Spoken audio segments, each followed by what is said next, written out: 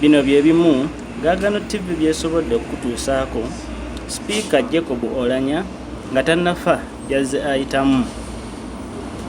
Mukazi we Lady Winnie Okooti yamutwala mu kkooti ng'agamba nti Oulanya teyamuwa mukwano okumala emyezi 8 nga bali mu bufumbo obutukuvu.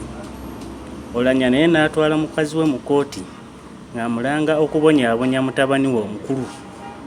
Omukazi yakyegaana era kkooti yabaawukanya nga 4 Ogw'ekkumi 2016. Oulanya abadde akola nnyo okugatta abasoga, okubazza ku mutindo era n'okwagala okubatabaganya nkaana z'obwakyabazinga. Era bino bwe yakolera kampeyini yajja akyogeranga nnyo.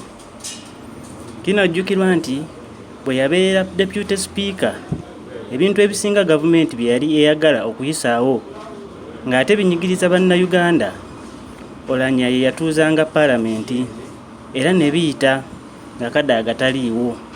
Era kino kyaviirako n'ekikonde okunyooka mu Palament.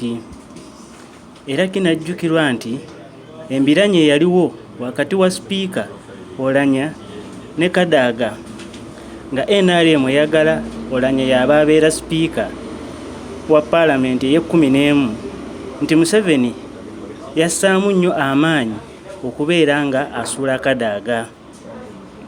Lindirira ebirala ku Gaagano TV olunaku olw'enkya.